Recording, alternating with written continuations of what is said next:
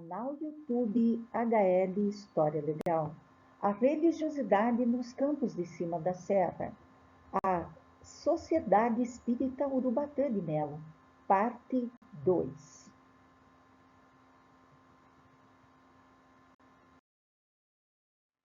A Sociedade Espírita Urubatã de Melo. Sumário. Casas espíritas existentes em Vacaria, Rio Grande do Sul. Casas espíritas existentes na região. Sujeitos da história. Bibliografia.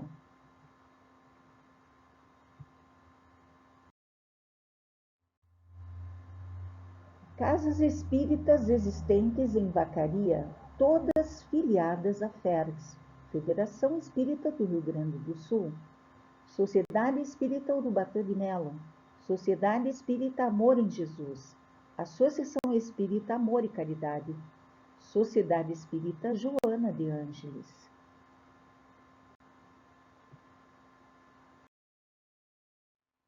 Casas espíritas existentes na região filiadas à FERGS, Bom Jesus, Grupo Espírita Amor de Jesus, Esmeralda, Sociedade Espírita Caminho da Luz, Pinhal da Serra, Sociedade Espírita Jesus de Nazaré. Sujeitos da história. Senhor Jaime Perim, presidente atual da União Municipal Espírita de Vacaria, um de nossos entrevistados. Senhor José Gilmar Vieira, presidente atual da Sociedade Espírita Urubatã de Melo, em Vacaria, Rio Grande do Sul. Um dos nossos entrevistados. Então, fiquem com a entrevista desses dois senhores, muito conhecedores da doutrina espírita e da história da sociedade espírita aqui nos campos de cima da serra. Então, nós estamos aqui na Casa Espírita Urubatã de Melo, né, com o senhor Gilmar Vieira. O senhor Gilmar Vieira e o senhor Jaime Perim. Muito bem. Então, aqui do canal YouTube História Legal, trazendo para vocês mais um subcapítulo do canal da websérie A Religiosidade nos Campos de Cima da Serra, do regional para o universal. Um canal que é comprometido com a verdade. Então, passamos a entrevistar, né, os dois senhores responsáveis por casas espíritas aqui dos Campos de Cima da Serra, em especial Urubatã de Melo, que é a casa mais antiga aqui de Vacaria. Então, Isabel, bom dia a todos os seguidores do canal do YouTube. É uma alegria estarmos aqui, né? E a gente então vai fazer essa conversa, esse bate-bola sobre o movimento espírita, especificamente a Sociedade Espírita Urubatã de Melo, e incluindo também o movimento espírita, né? A nossa Sociedade Espírita Urubatã de Melo, ela foi fundada em 16 de agosto de 1936, né? Quer dizer, em agosto agora próximo, ela vai fazer 87 anos. Então ela faz parte da história da região e da Vacaria, né? E a gente pode ver, a gente ainda está construindo essa história da casa, né? Porque muitos registros se perderam, a gente está buscando junto às famílias, né? O pouco que se tem, a gente pode já confirmar que a casa foi fundada então em 16 de agosto de 36, e a gente, procurando esse material, a gente verifica a forma como eram as relações entre as casas, a própria sociedade, o momento social, político que se passou durante todo esse tempo, né, até os dias de hoje. Então, todo esse processo a gente identifica. A gente pode ver também como o movimento espírita ele se movimentou rápido, mesmo diante de todas as dificuldades que se tinha naquele período. Ainda se tinha um resquício de Inquisição, o próprio Código Penal, quando o Espiritismo chegou no Brasil, ele previa como crime, colocou o Espiritismo junto com algumas atividades que eram consideradas crime. Então veja a dificuldade dos pioneiros que iniciaram o Espiritismo, né? Muitos deles vindo da Europa, né? As dificuldades. Deixa eu só lhe assim, fazer uma pergunta Isso, que diz fica à vontade. respeito. Isso. O senhor falou em Santa Inquisição. Em 1936 ainda havia resquícios da Santa Inquisição. Sim, os espíritas dessa época sofreram muito. Veja como durou isso, né? Exatamente. Mas tudo é uma questão cultural. As coisas vão mudando com o tempo. O tempo é o melhor remédio, né? Hoje nós temos uma relação muito boa com todas as religiões, né? Temos esse caminho, esses caminhos já trilhados, né? Mas eu quero ressaltar aqui, nessa pesquisa que a gente fez, essas fontes primárias que a gente identificou, um ponto interessante é esse avançar do Espiritismo. Vejam que a Federação Espírita Brasileira ela foi fundada em 1884. Estou fazendo essa interpolação e ligando com a casa. Brasileira, 1884. 1884. Vejam que 52 anos depois se fundou a Sociedade Espírita Urubatã de Melo. Então, 52 anos na história, né, é pouco tempo diante das dificuldades que os espíritas pioneiros enfrentaram para fazer essa caminhada, né? Outro ponto interessante que a gente pôde verificar, que a Federação Espírita foi fundada, deixa eu só achar aqui nos meus resquícios aqui de material. Em 17 de fevereiro de 1921 foi fundada a FERGS, né? Então, 15 anos depois, funda a Sociedade Espírita Urubatã de Melo. Então, são tempos que a gente vê que o movimento começou a se organizar muito, muito rápido, né? Claro que depois, com o tempo, isso foi se ajeitando, né? Foi se organizando. Até hoje a gente está se organizando aí, compreendendo a doutrina espírita, nós espíritas mesmo, e organizando ela como ela deve ser, né? Então, são pontos interessantes. Outra coisa que a gente buscando nessa pesquisa que a gente está começando a fazer, né? Buscando essas fontes primárias, seja lá um livro caixa. No livro caixa, por exemplo, eu descobri um presidente que abriu o livro, né, numa data e fechou a outra, totalizando 21 anos. Né? Então, ali dentro daquele livro tem uma parte da história. Tem uma parte da história da casa. O senhor lembra do nome dele? Eu vou pesquisar aqui já bem rapidinho. Pode ficar à vontade, né? Nós temos o primeiro presidente, que foi o senhor Odócio Teodoro dos Santos, né? Que foi quem... Odócio Teodoro dos Santos. Exatamente. Foi o primeiro presidente. Essa a gente já conseguiu, né? Esse dado interessante, né? E esse fato do livro Caixa era presidente aqui, deixa eu só encontrar aqui, não estou encontrando lá aqui, mas... Não, o senhor pode interessante. Mas eu vou só mostrar o livro, né? Que nesse livro tem alguns desses dados, né? Que o senhor Gilmar nós também, a gente observou uma coisa assim, ó, que nesses documentos, por exemplo, na época a comunicação era feita através do correio. Cartas convites, ofícios, né, convidando para atividades, convidando para apoio. Veja, eles tinham dificuldade. Garanto que era datilografado ou era manuscrito? Não tinha manuscrito, tinha datilografado. As primeiras era manuscrito, caneta, tinteiro ainda. Olha só, e tem alguma carta dessas? Agora aqui eu não tenho, mas depois eu posso fornecer. Se o senhor puder fornecer, então daí nós vamos colocar então, como tem essas um acervo, cartas, né? Havia uma dificuldade com o papel, então a carta, o papel da carta era um envelope. Então ele era dobrado de tal forma que era um envelope. Né? Então são detalhes assim que tu vai descobrindo. Nessa relação das cartas, a gente vê, por exemplo, a nossa sociedade aqui buscando recursos junto com as outras sociedades, inclusive fora do estado, né? Para fundar, por exemplo, um albergue, uma casa de atendimento de criança. Né? Então tu veja que, e a gente vê a dificuldade deles. E foi fundado esse albergue? Depois o Penny pode falar mais sobre isso, porque inclusive ele tem, está à frente de uma dessas entidades ainda, que foi fundada, que foi doada para a instituição da Igreja Católica naquela época, bem depois. Então são esses detalhes, né? Nós também podemos verificar nessas correspondências que as casas, quando elas trocavam de presidente de casa, elas tinham que comunicar todos os órgãos, ou seja, governo do Estado, governo federal, e a gente analisando o porquê disso. Primeiro, a questão desse processo da perseguição religiosa que se tinha. Então as casas tinham que mandar, inclusive, a cópia do seu estatuto para a delegacia de polícia, né? Para o delegado fazer o controle, né? Também tinha, nesse processo, nós pegamos a Segunda Guerra Mundial.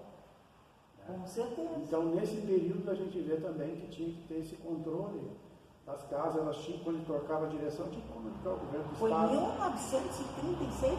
1936. A fundação, certo. Exatamente. Então, pegou a Segunda Guerra, todo esse movimento aí, né? E dentro dessa correspondência, a gente encontra, então, a gente identifica esses problemas, essa ansiedade, essas dificuldades, esses nossos pioneiros enfrentaram nesse período. Foram muito corajosos. Exatamente, isso nos motiva. Eu conversava com o pessoal aqui da casa, os mais jovens que estão chegando, né? Que às vezes a gente se queixa de dificuldade, né? E muitos deles, para divulgar a doutrina espírita, eles iam no lombo de um cavalo, no lombo de um burro, né? Lá com os livros da doutrina espírita, para levar para determinada cidade onde não tinha o centro espírita ainda. Porque as reuniões espíritas eram realizadas nas famílias, nas reuniões familiares. A partir dali começava, então, a se começar... até fundar essa casa? Até fundar a casa. Era nas famílias. Na época do Kardec também foi assim. Na França foi assim. Eu gostaria que o senhor definisse o Espiritismo, para que as pessoas, muitas não conhecem a religião. O senhor definisse o que é o Espiritismo, porque a gente sabe que se originou na França, né? Uhum. Então, o senhor poderia... O Espiritismo ele tem um triplo aspecto. Ele é uma ciência, porque trata do conhecimento do mundo espiritual e a sua relação com o mundo físico, da imortalidade da alma, né?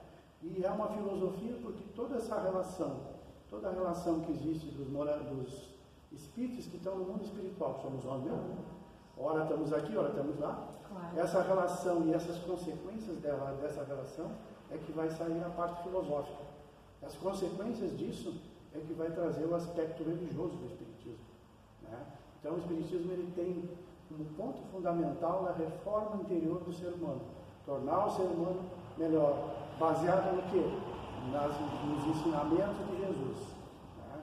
Que foi o enviado de Deus para a Terra para nos ensinar como nós devemos fazer a nossa caminhada com segurança, nos reformando de dentro para fora, né? Nos tornando pessoas mais fraternas, mais solidárias, como ele foi. Ele não só então, assim, o Espiritismo está centrado o personagem principal é Jesus Cristo? Jesus, Deus é o Criador, e Jesus é o enviado, o governador da Terra, que é aquele que nos governa, que é o modelo e guia para todos nós, para toda a humanidade. E aí o Kardec, muito feliz, orientado pelos Espíritos Superiores, ele retira dos ensinamentos de Jesus, do Novo Testamento, só a parte moral. Naquele livro conhecido, Evangelho segundo o Espiritismo, que é então a interpretação do Novo Testamento por parte dos Espíritos Superiores, né? Então ali tem a parte moral que vem nos abrir os horizontes e nos mostrar por que nós estamos aqui, por que das nossas aflições, mas principalmente como nós devemos sair daqui melhor do que quando chegamos. Então temos todos esse viés do Espiritismo. Isso que é importante assim, para eles entenderem, porque tem pessoas que eu conversei que elas não sabiam que Jesus Cristo estava ligado ao centro espírita. Sim, por isso que eu fiz questão, né, de colocar o quadro de Jesus Cristo ali no fundo, né, que vocês podem verificar, e saber qual era o fundamento, né? E uma coisa assim, os 10 mandamentos, por exemplo, que Moisés trouxe, que Jesus Cristo, em minha opinião, minha humilde opinião, Jesus Cristo tentou assim propagar isso, né? Esses 10 mandamentos. Exatamente. A casa espírita, qual é a ligação dos 10 mandamentos com a casa espírita? Os 10 mandamentos, na verdade, é a base dos ensinamentos morais de Deus, né? Já, digamos assim, trazidas por Moisés, mas sob a direção de Jesus. Tá? Jesus é o governador da terra. Que é o Espírito. Antes mesmo da terra estar formada, ele foi um dos construtores da terra. Recebeu essa missão de Deus, né? Com toda aquela falange de espíritos, né? Que vieram com ele. Então, os 10 mandamentos é a base. Depois Jesus vem e vai aprofundar de forma melhor quando nós tínhamos maturidade intelecto e moral para compreender, né, esses mandamentos. E o Espiritismo é, então, essa terceira revelação, né, dentro do planejamento de Deus, trazido por Jesus, para clarear mais ainda, quando nós temos essa maturidade. Porque é como uma criança. A criança, então, não vai trazer um ensinamento lá, do ensino fundamental, no início da sua alfabetização, né? Claro. Então, tu tem que dar tem tudo mais uns degrauzinhos. É gradual, assim. E muitas vezes as pessoas não entendem, né? Que é um degrauzinho, por isso que a escola é longa, mas é uma evolução, né? E tudo tem que ter a maturidade intelecto e moral nossa, para que a gente vá compreendendo. Então, Jesus, como esse gestor, que ele pode dizer, ele foi gradualmente liberando essas informações e nós, pela maturidade intelectual que temos, a gente vai conquistando, vai compreendendo, vai analisando, vai vendo, tirando todo esse aspecto que muitas vezes é colocado dentro do Espiritismo, por falta, às vezes, de conhecimento, né, do sobrenatural. Não. As leis que o Espiritismo traz não tem nada de sobrenatural. Elas estão dentro das leis naturais criadas por Deus. Né? Então, um dos pontos fundamentais é esse, né, do Espiritismo. Jesus como modelo disso. Se me permitirem, Gilmar e Isabel, essa linha que vocês trazem é muito interessante para quem nos ouve, né? E vocês foram muito felizes na nossa ótica também, quando vocês falam que tudo tem uma etapa, né? Para que ela possa ser entendida. A doutrina espírita também, ela se arvora como sendo a terceira revelação da divindade para a humanidade. Se houveram, então, ou se nós nos categorizamos como uma terceira revelação, significa que houveram duas anteriores à terceira, correto? Qual foi a primeira grande revelação que a humanidade recebeu da divindade? Foram os 10 mandamentos, porque através, então, do povo hebreu, aliás, sempre é interessante que se fale, né?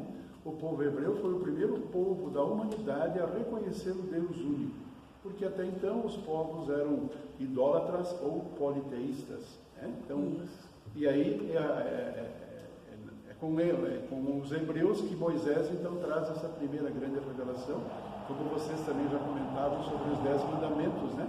Que seriam um código de moral, de conduta. Não mata, não rouba, ama, faz isso Se tudo. Se todos seguissem isso, nossa, seria uma maravilha. Exatamente. Então essa foi a primeira grande revelação, né, da divindade para a humanidade. 1000 e poucos anos depois vem Jesus, que corrobora então os 10 mandamentos, né, dizendo, olha, eu não vim destruir a lei. Então a lei está embasada nos 10 mandamentos. E aí ele transforma os 10 mandamentos em 2. Né, a lei do amor. Amar a Deus sobre todas as coisas e amar ao próximo como a si mesmo. Então aí nós temos a segunda revelação. Muito então, bonito isso aí, né? É uma coisa que eu tento, pelo menos tento, seguir, porque não é fácil, né? A gente tem que estar sempre se desenvolvendo, né? Isso. E aí é só para a gente entender o contexto, né? Por que chegou a doutrina espírita, então? A doutrina espírita, por ser a terceira revelação, e como já nós tivemos as duas, os 10 mandamentos, a lei de amor, Jesus também, ele já deixa nos seus escritos, né, nos evangelistas, que se nós o amássemos e guardássemos os seus mandamentos, que é o amar ao próximo como a si mesmo, ele rogaria ao Pai e enviaria um novo Consolador que ficaria eternamente conosco. Então, não mais centralizado e não mais personalizado em alguém. Primeiro Moisés, segundo Jesus. A terceira revelação, então, não está simbolizada numa pessoa, mas no conjunto da obra que são os Espíritos, por isso da doutrina espírita. E qual foi a grande beleza que a doutrina espírita nos trouxe? Que nós somos espíritos imortais criados por Deus para que um dia, pelo nosso próprio trabalho, pela nossa própria reforma íntima, nós venhamos a atingir a condição de angelitude. E o que nós fazemos assim, uma ideia muito rápida de um anjo? O anjo é alguém inteligentíssimo nas questões intelectuais e moralmente sem nenhum defeito. Então, o propósito da ótica da doutrina, Deus nos cria para que, através então das nossas próprias ações, da nossa própria reforma íntima, um dia nós venhamos a atingir essa condição. E aí então, Jesus passa a ser esse modelo e guia, como foi lembrado pelo Gilmar, é o nosso governador espiritual, que no caso do planeta Terra, inclusive tem uma obra muito bonita que traz isso de uma forma assim muito leve e suave, é o livro de Emmanuel pelo Chico Xavier, A Caminho da Luz. Quando a Terra foi formada há 4,5 bilhões de anos atrás, Jesus era o governador que, junto com outros espíritos perfeitos, já organizava como é que seria esse planeta que hoje nós estamos vivendo. Então vejamos como tem toda essa série, né, que vocês novamente colocavam, do simples para o complexo, né, do infantil para o adulto, para que na medida da nossa caminhada evolutiva, de acordo com as nossas capacidades de entendimento, as informações vêm vindo. E aí, então, qual é a grande beleza também, para fechar o raciocínio? A doutrina espírita nos diz o seguinte: nós não temos mais só uma existência, nós temos várias existências, umas ligadas às outras. E aí entram essas leis naturais, que o Gilmar também se referiu, né? Uma das leis é a lei de progresso. Toda a natureza tem que progredir. E nós somos parte da natureza. Os reinos mineral, vegetal, animal, nominal, e assim sucessivamente. Então nós, através do nosso próprio trabalho, nós vamos fazendo então essa caminhada. Então a doutrina nos leva... E aí que entra a reencarnação. A reencarnação, exatamente. Porque também é outro tabu, né? Que a gente gostaria de quebrar, né? Para que as pessoas ficam, mas como assim, né? E na verdade é o que a doutrina espírita, ela já traz então esse viés das reencarnações, ou seja, das experiências múltiplas. Então que nós não temos só uma existência, que até então sempre se acreditava, né? Que nós tínhamos um ponto de partida no berço e o ponto final na morte física, para depois então adentrarmos num plano que ainda não era tão conhecido. E a doutrina diz que isso sim ocorre, mas com muito mais propriedade, com muito mais profundidade. Dizendo, olha, uma existência se encadeia na outra. Então, do simples para o complexo, de novo, da infância para o adulto. E isso tudo vai se dando em etapas, em fases. Né? Então, nós vamos e voltamos, né? Aliás, em prol da reforma íntima. Sempre, né? sempre. Tem até uma frase, né, Gilmar, que a doutrina nos traz também. Nascer, morrer, renascer ainda, progredir sempre, tal é a lei. Então, uma das leis criadas por Deus é que nós tenhamos que um dia atingirmos a condição de anjos, que hoje nós não somos ainda, né? Porque nós ainda temos muitas partes. Temos muitas partes. Então, aí a doutrina também traz, né, Gilmar, para que essa mensagem de Jesus ela se estabeleça na humanidade, aí a doutrina também vai criando os seus polos de irradiação desses conhecimentos.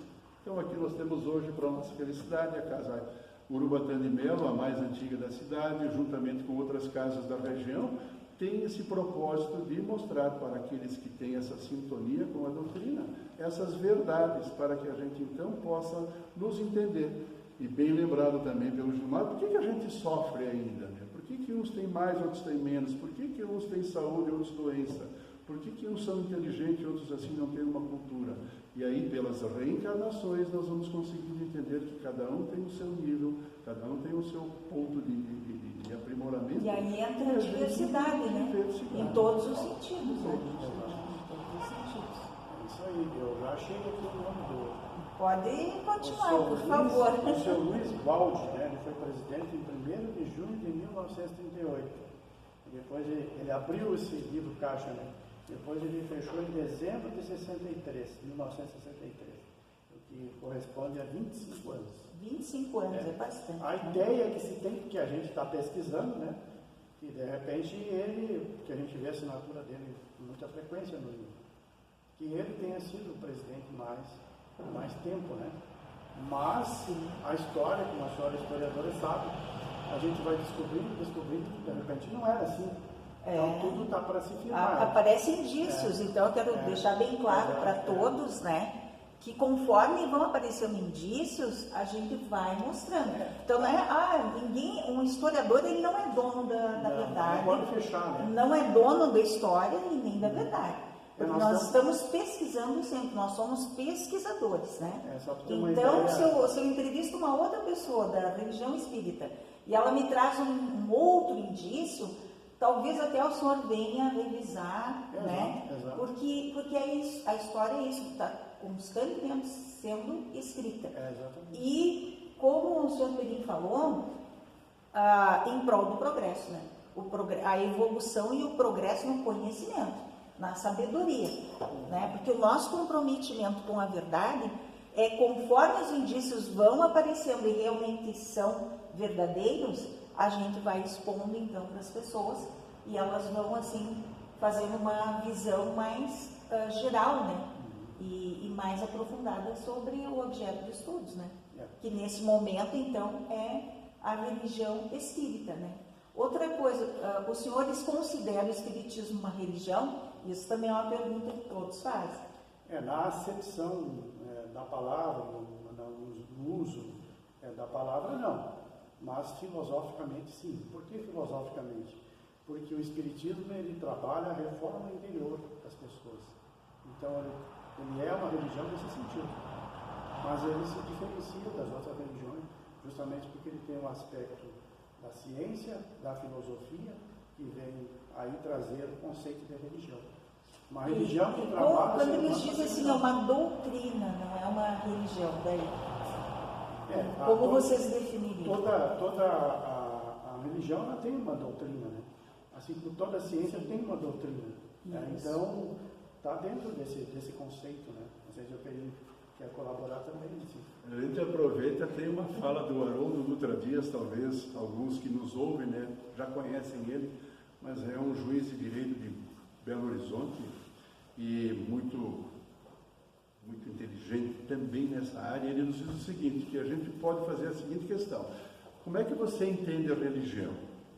O que é a religião para você? A religião é todo esse conjunto de dogmas, esse conjunto de práticas exteriores. Se você entender isso, a religião, a doutrina espírita não é religião. Se por outro lado você entende que a religião é essa religação da criatura para com o Criador, sim, a doutrina espírita é uma religião. Então é uma questão de conceito, é uma questão semântica aqui. Então como é que eu entendo religião? Religião, tradicionalmente, como lembra também o Gilmar, se nós tivermos toda essa estrutura, essa questão hierárquica, não, a doutrina não tem esse viés.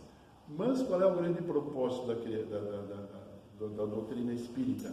É transformar a criatura num ser melhor. Então é religar, né, como também o próprio termo religião indica, religar a criatura ao Criador. Então nessa linha de raciocínio dá para se dizer que também a doutrina espírita é uma religião.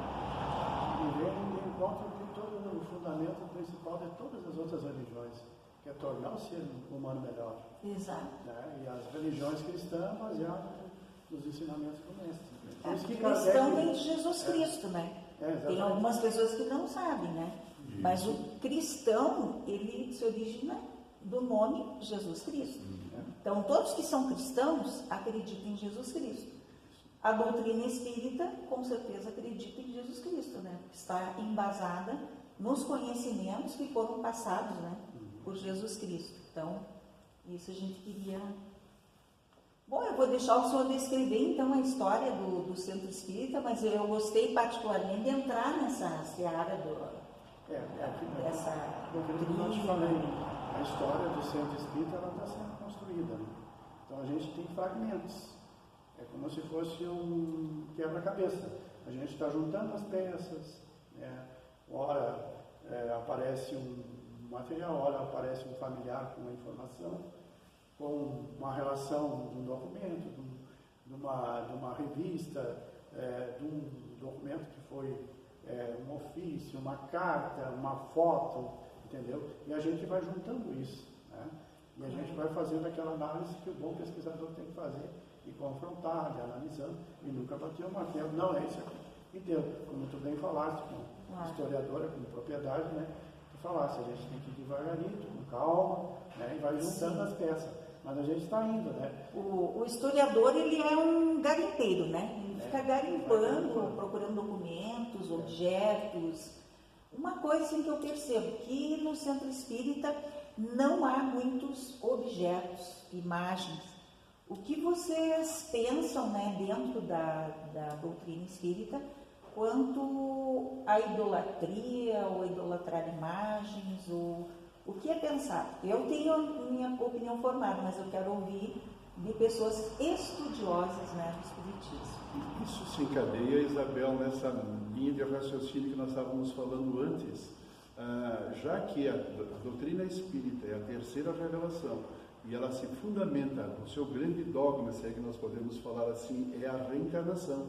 Nós não temos só uma experiência, mas sim várias, que se encadeiam umas às outras. ela vai tratar da nossa reforma íntima. A grande preocupação da doutrina é com a nossa reforma íntima. Então as coisas exteriores, elas passam a ser secundárias para somente fazer com que nós atinjamos esse objetivo da reforma íntima. Então, quando nós estamos preocupados com a reforma íntima, com base na ciência, no conhecimento das leis que regem o mundo material e o mundo espiritual, quando nós temos a filosofia que nos questiona quem nós somos, de onde viemos, para onde vamos, por que estamos aqui, e com consequências religiosas, nós vamos ver que a grande preocupação da doutrina é com o interior, não com o exterior, com essas questões estruturais, com essas questões externas. Então, como você vê em qualquer casa espírita séria, ela tem a sua materialidade. Mas qual é a grande beleza da casa espírita, como todas elas, como regra em geral? É propiciar àqueles que a frequentam o conhecimento dessas leis que nos regem, intelectualmente, moralmente, no aspecto material e no aspecto espiritual. Esse é o grande propósito. Então, se você perceber como você hoje começa também a ter um contato maior com doutrina, você vai ver que não tem nenhuma questão com imagens. Por quê? Hoje, pela doutrina espírita, o que nós temos das demais religiões, que sempre isso é importante, que sempre tem o seu fundamento, a sua lógica e a sua razão, para nós, a doutrina espírita, nós temos seres que estão à nossa frente e seres que estão na nossa retaguarda. Dentro dessa diversidade que você lembrava. Se nós formos pegar um público de 50 pessoas, nós vamos encontrar o mais humilde ao mais letrado, que significa dizer que nós não estamos todos no mesmo nível. E dentro dessa caminhada se busca então essa melhoria. Então não existe nada de exterior que nos chame a atenção em qualquer casa espírita. A sua grande preocupação é nos tocar os sentimentos, fazer com que nós nos conheçamos, e em nós nos conhecendo, através do conhecimento dessas leis que nos regem, a gente faça essa transformação intelecto-moral para o qual Deus nos cria, para que um dia nós venhamos atingir a angelitude. Então, normalmente, você só vai ver o quê? Nós precisamos do quê? Do espaço protegido, local simples para que então se dê essa mensagem. Sem, assim, opulência, né? Que eu acredito, né? Eu sempre digo que Jesus Cristo usava uma túnica e uma sandália. Não lembro que ele usasse, assim, um anel ou alguma coisa, né? Adornos, né? Então, eu penso, assim, que ele pregava justamente a humildade e a simplicidade. Né? Então não há necessidade assim, de um materialismo, né? Até porque o Espiritismo ele se liga no Espírito, né? Amar a Deus em Espírito. Em Espírito. Então mas não é se também, desapegar do material, né? Como está sendo falado aqui, essa construção material, vamos dizer assim, nessa linha do tempo, ela passa naturalmente pelos usos e costumes. Então, por exemplo, hoje, com o advento da doutrina espírita,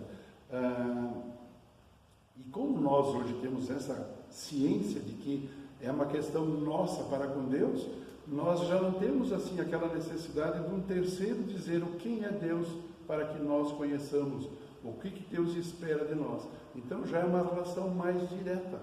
Então isso elimina uma série de questões que, de passado, nós sempre tivemos uma figura que precisaria intermediar essa nossa relação com Deus.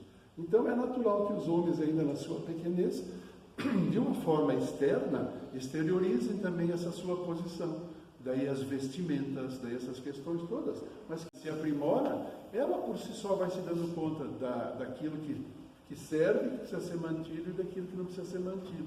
Então a doutrina, por ser uma doutrina progressista, ela vai se dando conta de que, puxa vida, mas se a nossa questão é o espírito, a nossa questão é o interior, nós não precisamos estar preocupados com as questões exteriores, a não ser com uma fundamentação básica, segurança, tranquilidade, iluminação, cadeiras, e é um sistema, é necessário, né? uma coisa básica para que a gente possa dar conta dessas informações. Mas muito importante também, né, Belinho e nossa irmã Isabel, a gente respeita muito as outras religiões que ainda tem essas partes exteriores, porque a própria doutrina espírita nos explica, né, que a gente tem essa caminhada, com o tempo a gente vai se aperfeiçoando, né, a gente vai compreendendo melhor as coisas.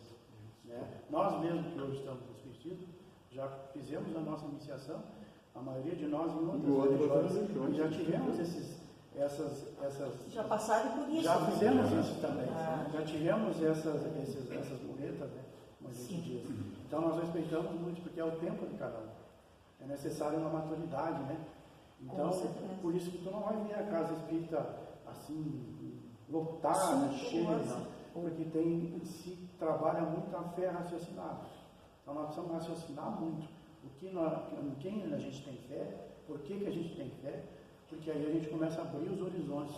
Não que a gente esteja desfazendo dos demais, mas que a gente tem o tempo da gente. Né? Uma pessoa que vem para o Espiritismo, ela é convidada a estudar e compreender. Compreender aquilo que o Espiritismo traz, aquilo que Jesus traz, a chave que o Espiritismo vai abrir dos ensinamentos de Jesus, né, para nós. O senhor poderia falar um pouquinho, ou os senhores, né, o que sentir mais à vontade, sobre a origem do Espiritismo lá na França?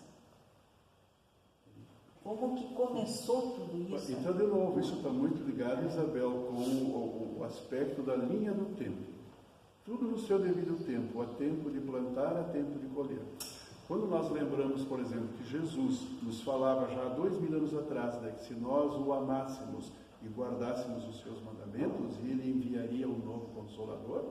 Então, em 1857, Allan Kardec, que é um pseudônimo, né, do professor Hippolyte Léon Denisard Revail, né, um pedagogo, ele foi o responsável pela espiritualidade para coordenar todo esse processo, né, de fazer com que a doutrina espírita saísse do papel, saísse da espiritualidade, melhor dizendo, para o papel. Então, nós tivemos a codificação da doutrina espírita no nosso famoso livro dos Espíritos, que é uma obra de 1019 perguntas e respostas, utilizando os princípios socráticos, né? Dizendo de perguntas e respostas, disso por aquilo, e assim sucessivamente. Então, Kardec, na época apropriada, em Paris, então em 1857, traz a lume essa primeira grande obra, que é a grande base da doutrina, o Livro dos Espíritos, onde nós temos, assim, todas essas fundamentações. O ano que ele fez a doutrina, que ele escreveu, que materializou, digamos assim, qual foi o ano mesmo? 1857. 1857. 18 de abril de 1857, na França, então em Paris, vem a lume, né, numa livraria, essa obra que é a nossa obra básica da codificação. Ele tem contato com os fenômenos que acontecia naquele tempo, lá, os fenômenos das leis girantes. Ele começou em 1854. E ele só foi se convencer em 1855. Ele começou a visualizou a primeira manifestação, e aí ele chegou à conclusão que havia alguma coisa a mais, né? Havia como se fosse uma colocação de uma nova lei que precisava ser estudada. E ele, a partir dali, começou a fazer esse estudo, acompanhar, utilizando o método experimental da observação, da análise, da comparação. Aí que entra, então, a classificação de ciência. Exatamente, né? o método ele usou os da métodos. época, né? Isso, o método experimental da época. Então, ele começa a organizar todo esse conhecimento que os espíritos estavam dando, usando esse método, e ele vai sistematizando. E aí ele chegou ao ponto, não, agora já dá para fazer uma obra e trazer isso para a humanidade, que era um anseio dele antes de ele conhecer o Espiritismo. Ele mesmo relata isso, ele tinha uma vontade de unir as religiões, né? Ele tinha essa vontade, claro, ele foi preparado espiritualmente para isso, né? Ele veio com essa missão, né? Você lembra uma coisa importante, né, Gilmar e Isabel? Por que a doutrina espírita nós chamamos ela também de uma ciência? Porque para que todo o processo, aos olhos da ciência, ele tem que atender a alguns princípios básicos, né? Você definir o objeto de estudos, estudar o objeto de estudo, as leis que regem esse objeto e que consequências práticas isso traz. Então, Kardec utiliza esse método científico da época para que a própria ciência formal pudesse dizer, puxa, mas esse é um trabalho sério. Então, por isso que passado hoje mais de 170 anos da vinda da doutrina espírita, a ciência não encontrou nada que se pudesse opor aos seus fundamentos básicos. Por essa razão simples. Qual é que foi o objeto de estudos? O mundo espiritual, ou seja, o ser, o espírito, né? estudar o espírito, o que ele é, de onde ele veio, para onde ele vai, né? Quais são as leis que regem a sua conduta moral, a sua conduta intelectual? E que consequências práticas isso tem? Então, quando se junta isso, nós passamos a ter não mais uma fé cega, mas uma fé raciocinada, com o apoio da ciência, da filosofia, com consequências religiosas. Então, nós temos essa beleza da doutrina aqui, é o grande paradigma da humanidade. E um dia, essa questão, essa lei da reencarnação, ela será uma lei que todas, até as crianças, dizem assim, não, mas é verdade.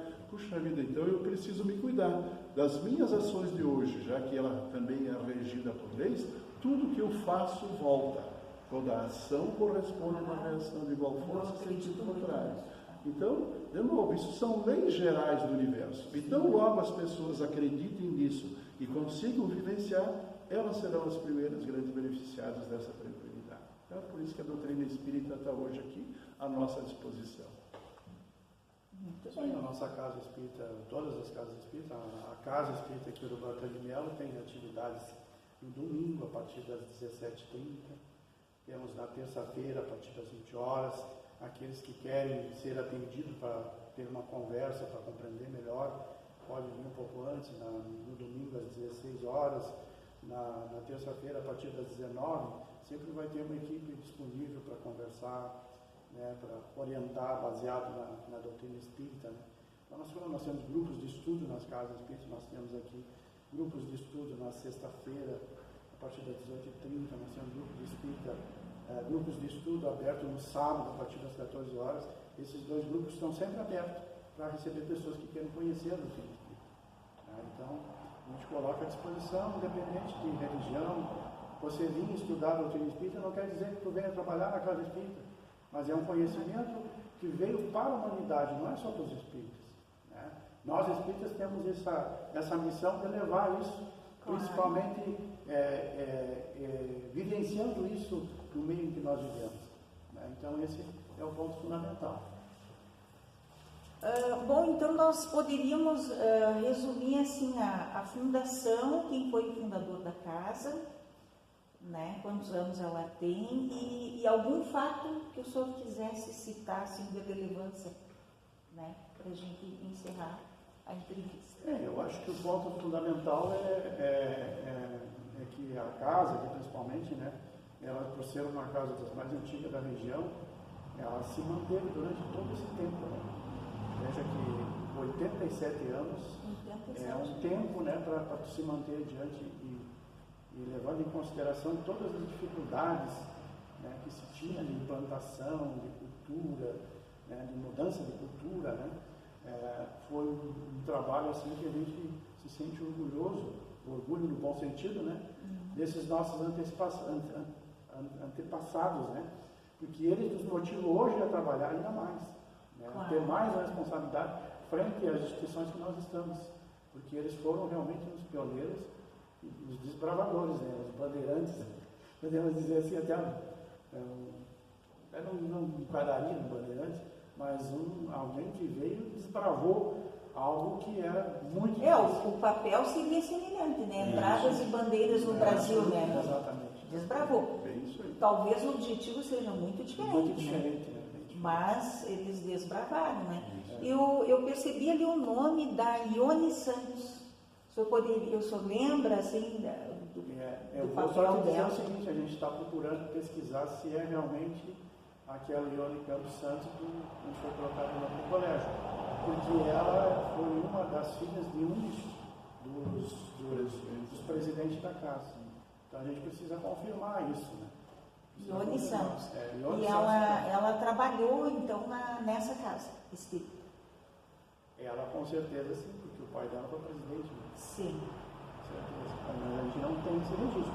A gente está tentando trazer o registro, porque quando se trata de mulheres, na história, isso é na história geral e do Brasil e do Rio Grande do Sul, não se vê quase o papel das mulheres. Veja que eu estou entrevistando 2 homens, né? Nada contra, mas é que assim, nós temos que entrevistar as pessoas que estão à frente, né? Mas eu vou te dar uma notícia. Dessas casas espíritas, né? Mas eu vou te dar uma notícia. Pois não.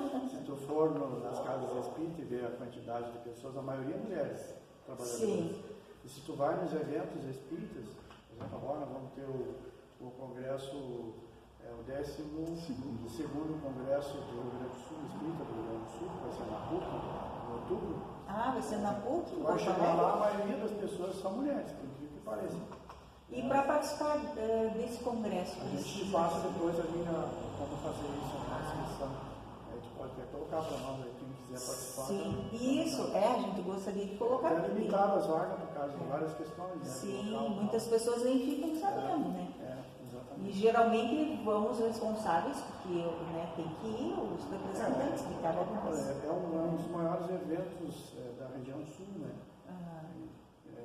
Aqui do estado é o maior evento, com certeza. Da região sul é um dos maiores, né? Que congrega pessoas não só do nosso estado, mas de outros estados e até de outros países, né? Sim. Então, agora para finalizar a parte do senhor Perini, ele vai falar para nós da federação, né? União Municipal Espírita. Isso, o senhor poderia... Né? Isso, então dizer, né, para nossa felicidade, e a gente também não fez isso antes, mas agradece, Isabela, essa oportunidade, né, junto com o Gilmar, de estarmos aqui no Urubatã de Melo, uma casa que no estado, para que nós tenhamos uma ideia para quem nos ouve, nós temos as divisões do estado para que a gente tenha então, essa questão administrativa de uma forma um pouco mais organizada. Então nós pertencemos são 15 regiões no estado, nós pertencemos à terceira região. Dentro da terceira região, que ela abrange, além de Vacaria, Esmeralda, Bom Jesus, São Marcos, Caxias, Bento e outras cidades menores, nós temos então a terceira região. Dentro da terceira região nós temos as uniões municipais, que então congregam as casas do município e próximas, né? Então, no nosso caso aqui da União Municipal Espírita de Vacaria, ali no Urubatã de Melo, aqui em Vacaria, nós temos mais 3 casas, que nós chamamos federadas, e algumas que ainda também têm uma afinidade muito grande com a doutrina, embora não tenham, assim, esse título de federalização ainda. Estão, quem sabe, com o tempo também buscando. E temos também em Bom Jesus, né, uma casa, e temos mais em Esmeralda e também em Pinhal da Serra. Então, a nossa União Municipal Espírita, ela é composta dessas 7 casas, né? Da qual, então, aqui em Vacaria, o Urubatã é a nossa casa mais antiga. Também temos, para termos só como registro também dos que nos ouvem, em Bom Jesus nós temos uma casa que é centenária, ela foi fundada em 1915, para que nós tenhamos uma ideia. Então, ela já está com 108 anos, né? Seria hoje a Sociedade Espírita Amor em Jesus. E assim sucessivamente. Então nós temos toda essa estruturação, mas qual é o grande objetivo? Então nós, de novo, nós temos mais essa responsabilidade numa parte administrativa da união e da unificação, para que nós tenhamos assim, as casas trabalhem mais ou menos uníssonas, né, no seu princípio, que é de novo falarmos da reencarnação, que somos espíritos imortais, para que um dia, pela criação divina, nós tenhamos essa condição de espíritos puros. Então nós temos esse trabalho também de organizar as casas, trocarmos experiências, qualificarmos os seus trabalhos, para que então cada vez mais a mensagem para aqueles que buscam as casas possam ter esse entendimento, essa clareza, essa beleza. Então, mais uma vez aí a gente agradece, Gilmar e Isabela, essa oportunidade. Eu agradeço assim muito, né, a esse depoimento, né, tanto do Sr. Gilmar como do Sr. Perini, que é assim uma joia rara, não materializada, né, mas espiritual, né? O centro espírita ele é bem desapegado do material, né? Então nós não vamos mostrar sim templos grandiosos, mas vamos mostrar lugares simples, mas que estudam e procuram se desenvolver, e cujo o personagem central é Jesus Cristo. E, claro, a crença em Deus, né? É o principal, né? Mas a gente sempre teve esse mensageiro, né? Digamos assim, acho que podemos nomear Jesus Cristo como o maior mensageiro, né? Do amor que devemos ter por Deus, né? Eu, sem dúvida, acredito que Deus existe, né? Apesar de eu estar bem ligada à ciência, ter estudado muito e tal coisa, mas eu sempre acreditei em Deus. Isso é uma coisa que sempre fez parte de mim. E claro que eu fui criada em uma religião, que era uma religião católica, né? mas vim a conhecer a religião espírita através da minha irmã mais velha, Shirley Neri, mas sempre eu acredito que atualmente eu me identifico muito mais com a religião espírita, né? Porque pelos ensinamentos, por essa questão da reforma íntima, né? A gente percebe que precisa, né? A gente percebe que parece que a gente nasce muito arrogante, né? Muito arrogante, muito orgulhoso, com muitas coisas que nós temos que trabalhar, né? Então daí a nossa procura, assim, por conhecimento, né? Conhecer, né? Realmente, né? O que é o Espiritismo. Então fico muito agradecida, né? Ao canal YouTube História Legal, do Regional para o Universal, né? Fico muito agradecida à Casa Espírita Urubatã de Melo, e agradecemos pela sua existência, né? E pela sua persistência em existir, né? Que é bem trabalhoso, né? Quebrar, assim, né? Os padrões. Os senhores querem dizer mais alguma coisa? Também, em nome da casa, a gente reforça o agradecimento, a oportunidade, né? Gratidão por essa oportunidade da gente levar o conhecimento da doutrina espírita, porque essa é uma das nossas missões, né? Levar o conhecimento da doutrina não é para nós só espíritas, é para a humanidade. Ela está dentro do planejamento de Deus, né? Queiramos ou não, ela vai se estabelecer, né? Gradualmente, porque ela traz aquele conhecimento que Deus encarregou Jesus de trazer para nós e despertar dentro do nosso coração, né? Como ele disse, despertar o reino de Deus dentro do coração. Acredito que é uma missão, né? Que os senhores têm quando estão à frente, né? De um centro espírita, é uma missão, né?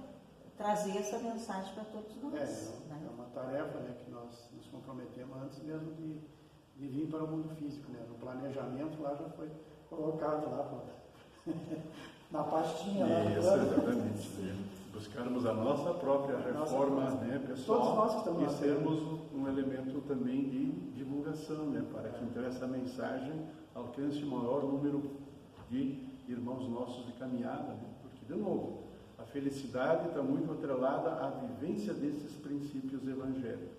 Enquanto nós não vivermos essa lei do amor, nós não teremos a felicidade dentro de nós. Muito bem. Muito obrigada, então. E ficamos por aqui, então, com essa entrevista.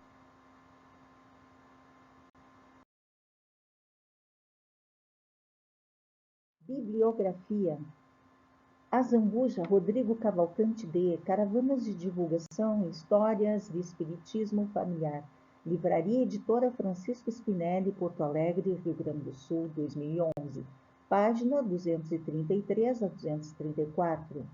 Kardec, Allan, pseudônimo de Hippolyte Léon Denisard Rivail. O que é o Espiritismo?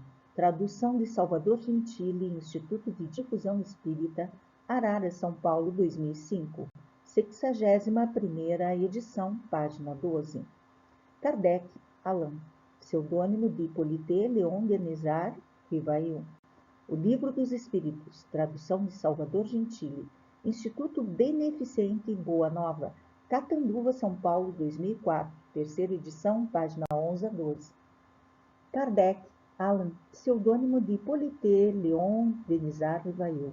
O Evangelho segundo o Espiritismo, tradução de Salvador Gentili, Instituto de Difusão Espírita, Arara, São Paulo, 2017. 349 edições, página 27.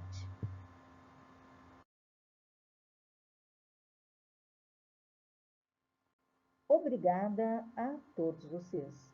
Canal YouTube História Legal. Proprietária Isabel Carneiro de Almeida. E-mail historialegal2022@gmail.com. Instagram História Legal 2022. Então esses são os meus contatos para qualquer esclarecimento e também para aquisição do livro Frigorífico Vacariense nos Campos de Cima da Serra e o Milagre Brasileiro. Hoje a série, né, a websérie A Saga do Frigorífico nos Campos de Cima da Serra e o Milagre Brasileiro, 1964 a 1997.